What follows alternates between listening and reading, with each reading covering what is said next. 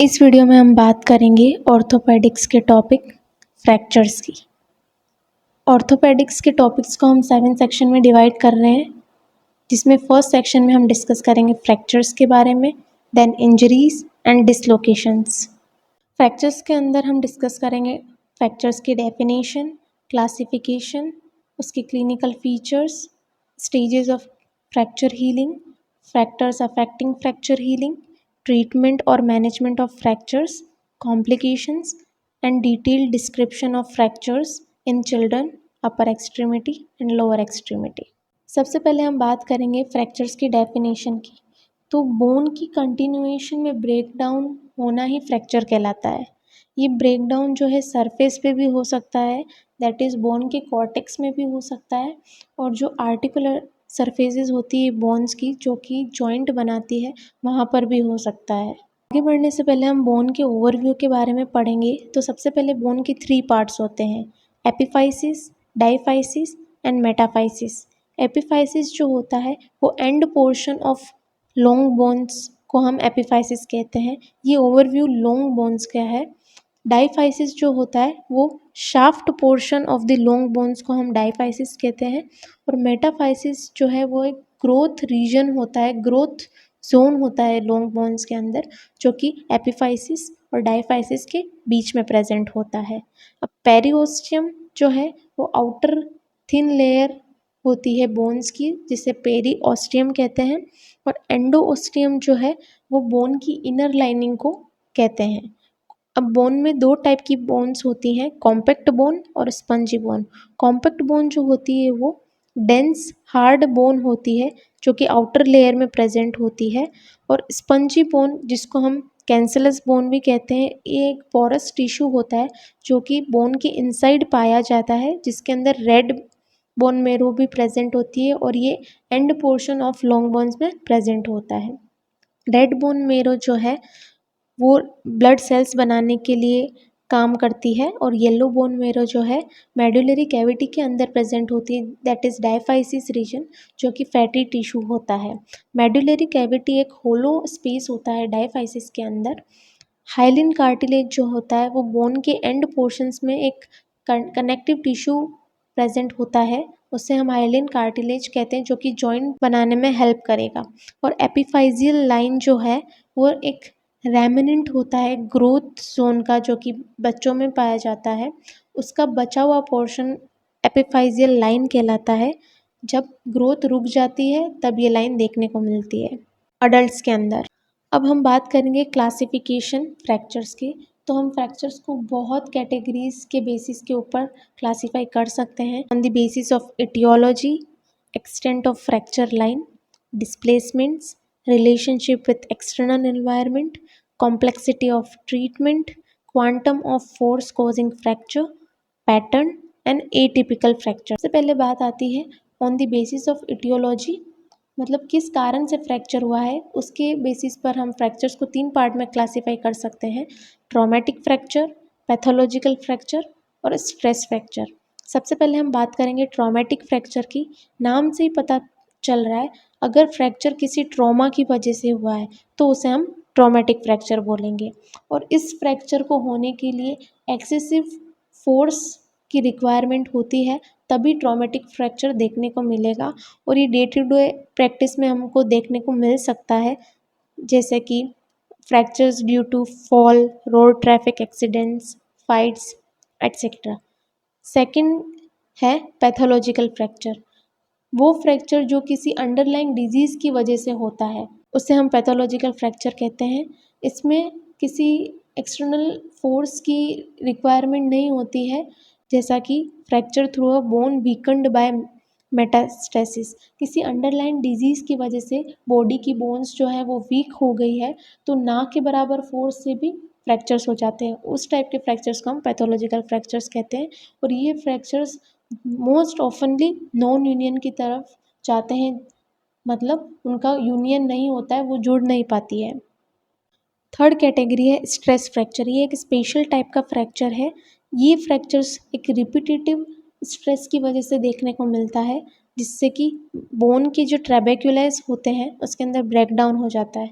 और जनरली ये सिर्फ पेन और अदर क्लिनिकल फीचर्स नहीं देखने को मिलते हैं और ये एक्सरेज में भी विजिबल नहीं होते हैं मोस्ट ऑफनली। सेकंड कैटेगरी जिस पर हम फ्रैक्चर्स को क्लासीफाई कर सकते हैं वो है extent of fracture line. Fracture line कितना एक्सटेंड किया है उसके बेसिस पे दो टाइप के फ्रैक्चर्स होते हैं, incomplete fractures and complete fractures. Incomplete fractures में सिर्फ एक ही सरफेस और कॉर्टेक्स ऑफ बोन इन्वॉल्व होती है। कंप्लीट फ्रैक्चर में बोथ द कॉर्टेक्सेस और पूरी एंटायर बोन इन्वॉल्व होती है, मीन्स होल सरकमफ्रेंस इन्वॉल्व होता है फ्रैक्चर के अंदर, और ये अनडिस्प्लेस्ड भी हो सकते हैं और डिस्प्लेस्ड भी हो सकते हैं। थर्ड कैटेगरी आती है डिस्प्लेसमेंट के बेसिस पर क्लासिफिकेशन। तो डिस्प्लेसमेंट के बेसिस पर फ्रैक्चर दो टाइप के हो सकते हैं, अनडिस्प्लेस्ड फ्रैक्चर्स एंड डिस्प्लेस्ड फ्रैक्चर्स। इधर डायग्राम में देख सकते हो, नॉन डिस्प्लेस्ड फ्रैक्चर में जो फ्रैक्चर के फ्रेगमेंट्स हैं वो एक दूसरे से अलग नहीं हुए हैं, बस एक फ्रैक्चर लाइन देखने को मिल रही है, नॉर्मल अलाइनमेंट देखने को मिलता है। और डिस्प्लेस्ड फ्रैक्चर के अंदर जो फ्रैक्चर फ्रेगमेंट्स हैं वो एक दूसरे से अलग हो गए हैं। डिस्प्लेस्ड फ्रैक्चर होने के कौन कौन से फैक्टर्स रेस्पॉन्सिबल हो सकते हैं? एक तो जिस फोर्स से फ्रैक्चर हुआ है उस पर डिपेंड कर सकता है। मसल पुल, बोन्स के सराउंडिंग बहुत सारी मसल अटैच्ड हो सकती है, तो वो मसल पुल करके फ्रैक्चर के फ्रैगमेंट्स को डिस्प्लेस्ड कर सकती है। और ग्रेविटी और displacement of the distal fragment in relation to the proximal fragment, मतलब डिस्टल फ्रेगमेंट ज़्यादा डिस्प्लेस्ड करता है मोस्ट ऑफनली। और ये डिस्प्लेसमेंट जो है वो शिफ्ट के फॉर्म में भी हो सकता है, एंगुलेशन के फॉर्म में भी हो सकता है और रोटेशन के फॉर्म में भी हो है। एंगुलेटेड डिस्प्लेसमेंट, ट्रांसलेटेड मतलब शिफ्ट हो रहा है एक दूसरे से लेटरली और मीडियली, एंटीरियरली और पोस्टीरियरली। रोटेटेड मतलब ट्विस्टिंग फोर्स की वजह से रोटेट हो चुका है। और ग्रीन स्टिक एक अलग टाइप का फ्रैक्चर होता है, वो हम आगे डिस्कस। फिर नेक्स्ट कैटेगरी आती है relationship with external environment. Fracture जो हुआ है उसका एक्सटर्नल एनवायरनमेंट से क्या रिलेशन है, उस बेसिस पर फ्रैक्चर्स दो टाइप के हो सकते हैं, क्लोज्ड फ्रैक्चर और ओपन फ्रैक्चर। नाम से ही पता चल रहा है, क्लोज्ड फ्रैक्चर और सिंपल फ्रैक्चर मतलब एक्सटर्नल एनवायरनमेंट से कोई कम्युनिकेशन नहीं है। जो स्किन है, फ्रैक्चर के ऊपर की स्किन और सॉफ्ट टिश्यूज़ हैं वो इंटैक्ट है, इंजरी नहीं हुई है। डायग्राम में भी दिख सकता है, सिर्फ बोन के अंदर ब्रेकडाउन हुआ है, फ्रैक्चर के फ्रैगमेंट्स बाहर की तरफ नहीं आए हैं, एक्सटर्नल एनवायरनमेंट से कोई कनेक्शन नहीं है। वहीं ओपन फ्रैक्चर्स के अंदर देखें तो ब्रेकडाउन हो जाता है बोन्स का और सराउंडिंग टिश्यूज़ का। फ्रैक्चर के जो फ्रैगमेंट्स हैं वो सराउंडिंग एनवायरनमेंट से कम्युनिकेट कर जाते हैं। अब इसको भी हम दो टाइप से क्लासीफाई कर सकते हैं, internally open and externally open. Internally open मतलब जो फ्रैक्चर फ्रैगमेंट्स अंदर से बाहर की तरफ आए हैं किसी फोर्स की वजह से, तो वो इंटरनली ओपन होगा। और एक्सटर्नली ओपन किसी ऑब्जेक्ट के थ्रू अगर इंजरी हुई है बाहर की तरफ से जिससे कि फ्रैक्चर्स हुआ है, तो ऐसे टाइप के फ्रैक्चर को हम क्लासीफाई करेंगे एक्सटर्नली ओपन के अंदर। नेक्स्ट कैटेगरी है कॉम्प्लेक्सिटी ऑफ ट्रीटमेंट। ट्रीटमेंट करने में कितना कॉम्प्लेक्स है वो फ्रैक्चर, उस बेसिस पर हम दो टाइप के फ्रैक्चर्स होते हैं, सिंपल फ्रैक्चर्स और कॉम्प्लेक्स फ्रैक्चर। अगर फ्रैक्चर की वजह से बोन्स की टू पीसेस में डिवाइड हुई है तो जनरली इजी होता है ट्रीट करना, जैसा कि एग्जांपल है ट्रांसवर्स फ्रैक्चर ऑफ ह्यूमरस। अब कॉम्प्लेक्स फ्रैक्चर्स वो फ्रैक्चर्स होते हैं जिसमें बोन के मल्टीपल पीसेस हो चुके हैं फ्रैक्चर के अंदर और ये बहुत डिफ़िकल्ट होता है ट्रीट करने में। इसका एग्जांपल है communicated fracture of tibia. Communicated means बहुत सारे छोटे छोटे पीसेस हो जाना, इसको भी हम आगे डिस्कस करेंगे। कैटेगरी है quantum of force causing fracture, मतलब तो इसको हम दो टाइप में क्लासीफाई कर सकते हैं, हाई वेलोसिटी इंजरी और low velocity injury. High velocity injury मतलब जो फोर्स जो कि फ्रैक्चर कोज कर रहा है वो बहुत हाई वेलोसिटी का है, बहुत सीवियर ट्रॉमा फोर्स है, जैसा कि रोड ट्रैफिक एक्सीडेंट्स में देखने को मिल सकता है। इसके अंदर सीवियर सॉफ्ट टिश्यू इंजरी, जो सराउंडिंग टिश्यूज़ हैं उनकी सीवियर इंजरी देखने को मिल सकती है। Extensive devascularization of fracture ends means जो फ्रैक्चर के एंड्स है उनकी ब्लड सप्लाई बिल्कुल रुक चुकी है, तो इसी को बोलते हैं एक्सटेंसिव डीवेस्कुलराइजेशन। और वे बहुत अनस्टेबल टाइप की फ्रैक्चर होते हैं और बहुत स्लोली हील करते हैं। वहीं जब लो वेलोसिटी इंजरी फ्रैक्चर्स वो फ्रैक्चर होते हैं जो कि माइल्ड ट्रॉमा फोर्स से देखने को मिलते हैं, सच एज फॉल। कोई गिर जाता है तब कोई फ्रैक्चर हो जाता है तो वो लो वेलोसिटी इंजरी की कैटेगरी के अंदर आएंगे। और इसके अंदर बहुत लेस और लिटिल सॉफ्ट टिश्यू इंजरी देखने को मिलती है। प्रिडिक्टेबली जैसे हील होना चाहिए वैसे फ्रैक्चर एंड्स हील हो जाते हैं। कैटेगरी है पैटर्न, किस पैटर्न में फ्रैक्चर्स हुए हैं उसके हिसाब से हम क्लासीफाई करेंगे। तो मेनली 4 टाइप्स में होते हैं। लीनियर फ्रैक्चर्स को हम सब क्लासीफाई कर सकते हैं। ट्रांसवर्स भी हो सकते हैं, ऑब्लिक भी हो सकते हैं और स्पाइरल भी हो सकते हैं। ट्रांसफर फ्रैक्चर्स वो होते हैं जब जो फ्रैक्चर लाइन है उसका एंगल लेस देन 30 डिग्री है तो वो ट्रांसफर फ्रैक्चर की कैटेगरी में आएगा। Generally it is caused by a tapping और बेंडिंग फोर्स की वजह से इस टाइप के फ्रैक्चर देखने को मिल सकते हैं। ऑब्लिक फ्रैक्चर्स वो फ्रैक्चर्स होते हैं जिसमें जो एंगल है वो इक्वल टू 30 डिग्री है और मोर देन 30 डिग्री अगर कोई फ्रैक्चर लाइन देखने को मिलती है तो वो ऑब्लिक फ्रैक्चर की कैटेगरी में आएगा and it is generally caused by a bending force. फिर हम बात करेंगे स्पाइरल फ्रैक्चर की, जिसमें फ्रैक्चर लाइन जो है वो स्पाइरल फॉर्म में देखने को मिलती है और ये जनरली ट्विस्टिंग फोर्स की वजह से देखने को मिलते हैं।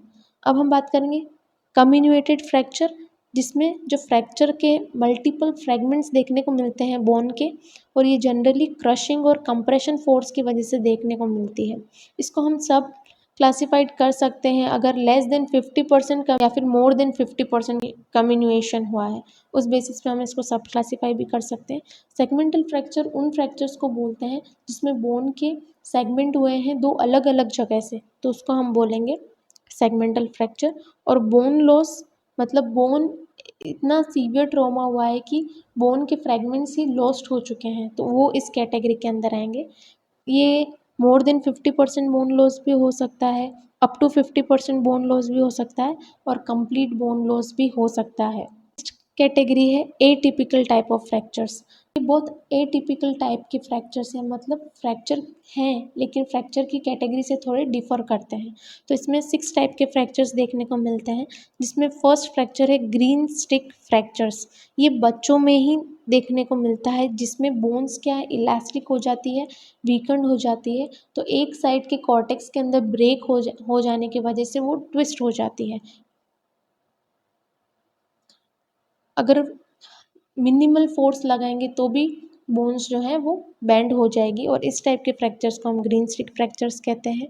इम्पैक्टेड फ्रैक्चर्स की बात करें तो के फ्रैगमेंट्स हैं वो इम्पैक्ट रहते हैं एक दूसरे, अनडिस्प्लेस्ड टाइप का फ्रैक्चर भी कह सकते हैं। नॉट सेपरेटेड एंड डिस्प्लेस्ड इस टाइप के फ्रैक्चर्स को हम इम्पैक्टेड फ्रैक्चर्स कहते हैं। स्ट्रेस और फटीग फ्रैक्चर्स की हमने बात कर ही ली है जो कि क्रोनिक रिपीटेटिव स्ट्रेस की वजह से देखने को मिलता है, जनरली एथलीट्स में देखने को मिलता है। एग्जाम्पल है third metatarsal fracture, fracture of tibia etcetera. Next है पैथोलॉजिकल फ्रैक्चर जो कि अंडरलाइंग डिजीज़ की वजह से देखने को मिलता है, बोन्स वीक हो जाती है और ट्राइबल फोर्स से भी फ्रैक्चर हो जाता है। वेरी लिटिल और इनसिग्निफिकेंट फोर्स से भी फ्रैक्चर्स देखने को मिल सकते हैं और स्पॉन्टेनियसली हो जाता है ये। हेयर लाइन और क्रैक फ्रैक्चर्स जिसमें बहुत ही फाइन ब्रेक होता है फ्रैक्चर का, इतना फाइन होता है कि it is usually very difficult to diagnose. Radiologically it can help to diagnose the fracture. और टॉरस फ्रैक्चर में सिर्फ बकलिंग होती है बोन की आउटर कॉर्टेक्स की, उस टाइप के फ्रैक्चर्स को हम टॉरस फ्रैक्चर्स कहते हैं। तो snapshot break in continuity of a bone is known as fracture और इसके क्लासिफिकेशंस का ये एक शॉर्ट समरी फॉर्म है। Thank you. अगर आपको ऑर्थोपेडिक सब्जेक्ट्स के नोट्स चाहिए और जो भी हमने पढ़ा है उसका डिटेल्ड और इजी एक्सप्लेनेशन में नोट्स चाहिए तो आप मुझे डीएम कर सकते हैं। ये है मेरी इंस्टाग्राम आईडी, आप मुझे डीएम करिए, मैं आपको फर्दर इन्फॉर्मेशन प्रोवाइड करूँगी जहाँ से आप इन नोट्स को ले सकते हैं। Thank you for watching.